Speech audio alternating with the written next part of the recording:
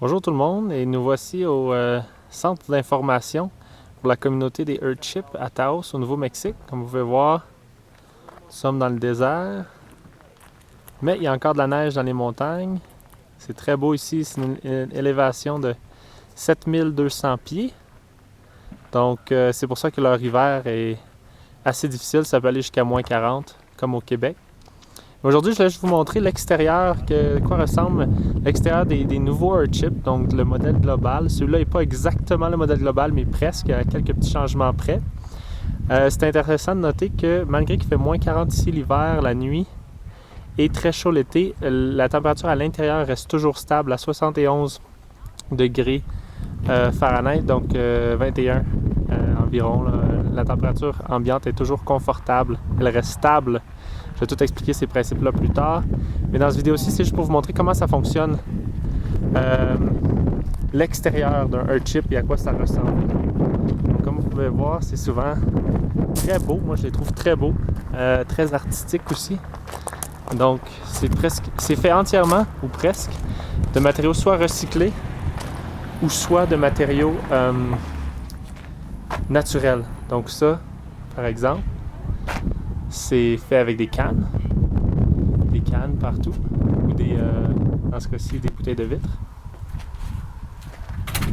Ensuite, il y a la section de la serre, on peut voir ici. Et c'est ça qui fait la plus grande différence, comme vous pouvez voir. Il y a deux épaisseurs de vitre. Ces deux épaisseurs-là de vitre créent ce qu'on appelle une buffer zone en anglais. Donc une zone à l'intérieur de cette zone-là, c'est là que la température va changer, mais à l'intérieur du bâtiment, donc après ces deux zones de vitre-là, c'est là que la température va rester stable en permanence. Donc la serre, elle, va bouger un petit peu en température, mais la section intérieure, elle ne va jamais bouger, ou presque. Ça va être de 1 ou 2 degrés. Donc il y a plein de gens ici. Donc c'est à ça que ça ressemble de l'extérieur. Maintenant, je vais aller vous montrer le toit parce que c'est assez intéressant de voir comment est-ce qu'il, comme je l'avais expliqué plus tôt, il n'utilise jamais d'eau extérieure. Donc c'est seulement l'eau de pluie. Comme vous avez vu, on est dans le désert ici. Donc si c'est possible de faire ça dans le désert, ramasser toute son eau pour la douche, le lavage, etc. et pour boire, seulement avec l'eau qui tombe du ciel, c'est possible partout. Définitivement au Québec, encore plus facile, bien entendu.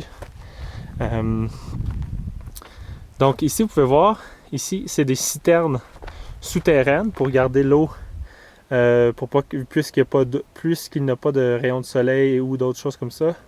Ça permet de garder l'eau à long terme correct. C'est comme un mini aquifère souterrain. On peut voir ici de la chute d'eau. Et le toit, donc, qui ramasse toute l'eau avec les panneaux solaires pour le peu d'électricité que ça a besoin, puisque c'est seulement pour les appareils électriques qui sont tous extrêmement efficaces. Donc, on n'a pas besoin de beaucoup d'électricité, mais quand même. Ici aussi, sur le toit, vous pouvez voir les panneaux de ventilation. La ventilation dans un Earthship est assez incroyable. Donc, ça va être une autre vidéo pour expliquer tout ça, mais en gros, ces panneaux-là, pendant l'été, lorsqu'il fait très chaud, ces panneaux-là, ils ont une plaque en avant qui fait qu'ils deviennent très très chauds. Et donc l'air chaud veut monter et en même temps, ça tire l'air frais de l'arrière du bâtiment. Donc c'est ça, comme je l'ai dit, je vais l'expliquer dans une autre vidéo. Mais c'est à peu près à ça que ça ressemble de l'extérieur et le toit d'un Earthship. Les plus récents modèles. Alors, voici. D'ailleurs, je disais un petit peu plus tôt que une des choses différentes avec le modèle global, c'est que les citernes, au lieu d'être sur les côtés, comme je viens de vous présenter, il y a des citernes de chaque côté. On peut en avoir une autre ici et une autre qui se remplit ici avec le filtre juste en avant pour pas qu'il y ait d'animaux ou autre chose qui va à l'intérieur ou de branches, etc. Donc comme vous pouvez voir, ce que je disais, c'est que le modèle global, dans le fond, maintenant, au lieu d'avoir un point comme ça au milieu, donc des fois il y avait des problèmes puis ça coulait à l'intérieur, et où il y avait d'autres problèmes puis ça coûtait très cher à faire ce système-là, environ 30 000 $. Ils l'ont simplifié, puis maintenant toute l'eau, donc le toit, va avoir un angle vers l'arrière, qui va envoyer toute l'eau dans des citernes à l'extérieur, en arrière des bâtiments.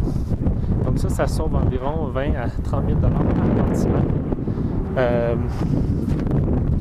pour les construire. Donc c'est une grosse économie. Puis en plus, c'est plus facile pour la ventilation, comme je vais vous expliquer dans l'autre vidéo. Alors, j'espère que vous allez apprécier. Merci, salut!